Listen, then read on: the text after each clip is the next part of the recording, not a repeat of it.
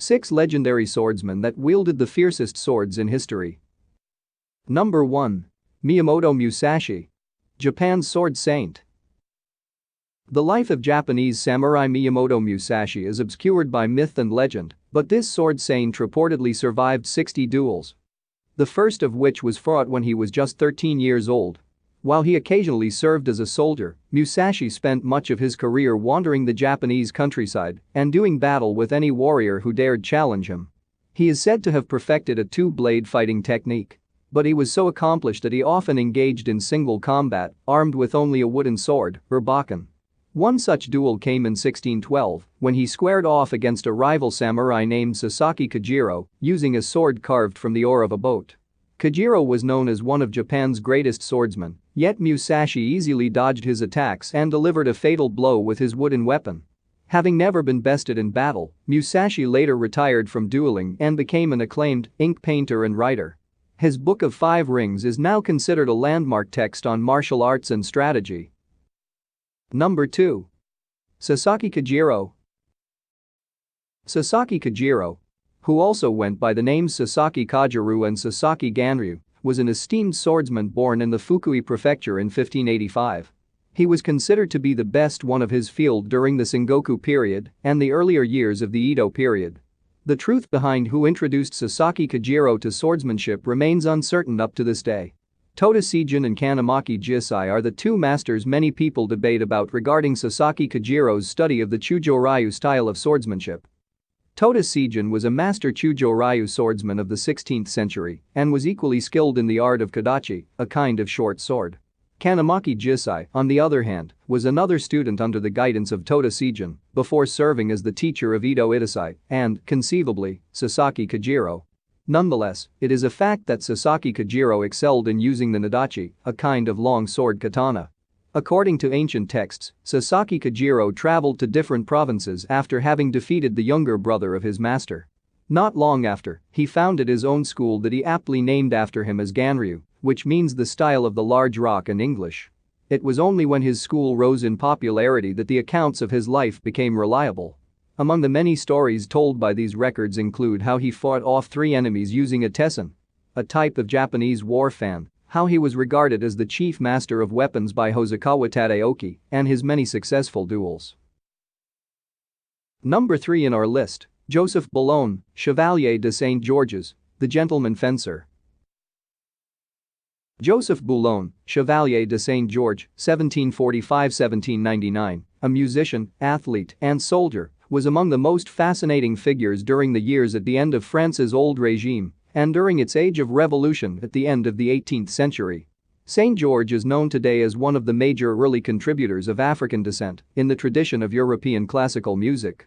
He gained fame as a violinist, conductor, and composer. Some of Europe's top composers created violin works with St. George in mind as the soloist, and he led the premieres of some of Franz Joseph Haydn's greatest symphonies.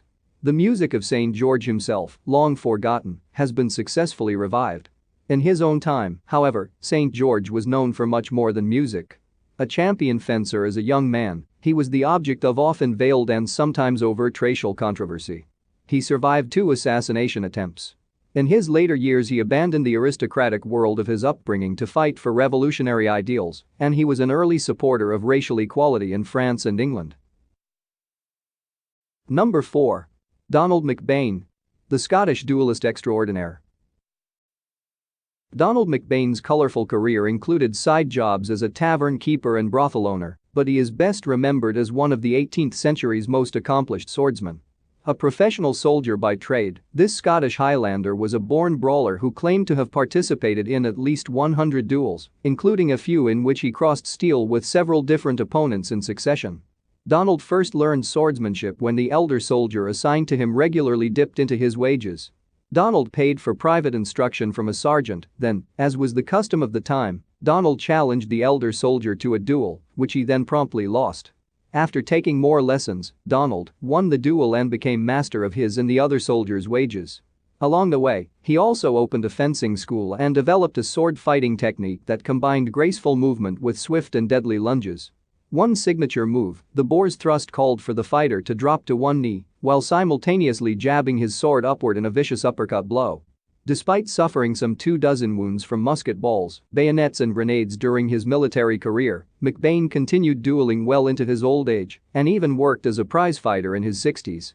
Shortly before his death in 1732, he summed up his experiences in a raucous autobiography and fencing manual titled, The Expert Swordman's Companion. Number 5. Tsukahara Bokuden, the Wandering Swordsman.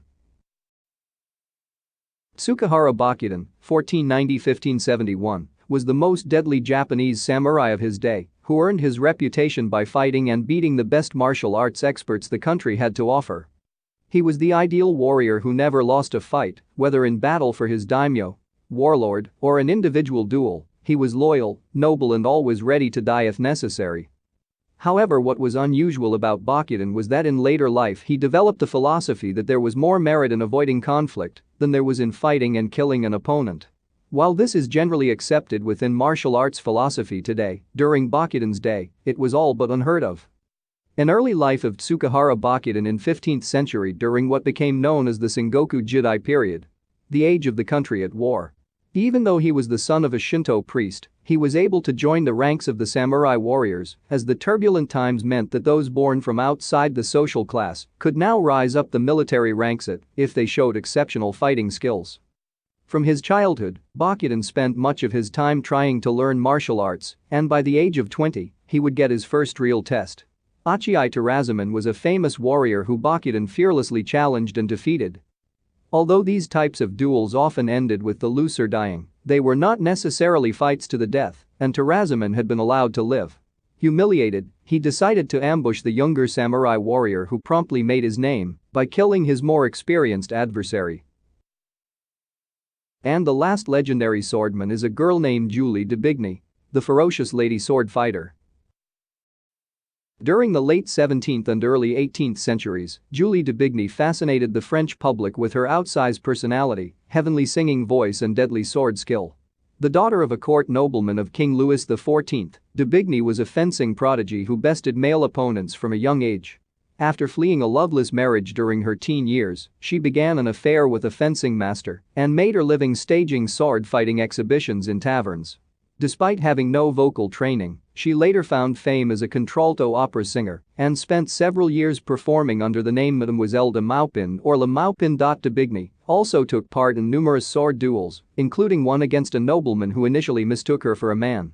In another famous incident from 1695, she scandalized the guests at a masked ball by kissing a young woman on the mouth and then fighting and defeating 3 different swordsmen who tried to defend the lady's honor. De Bigny continued her remarkable career as a singer and duelist until her early 30s, when she abruptly hung up her sword and entered a convent. She would remain there until her death a few years later in 1707.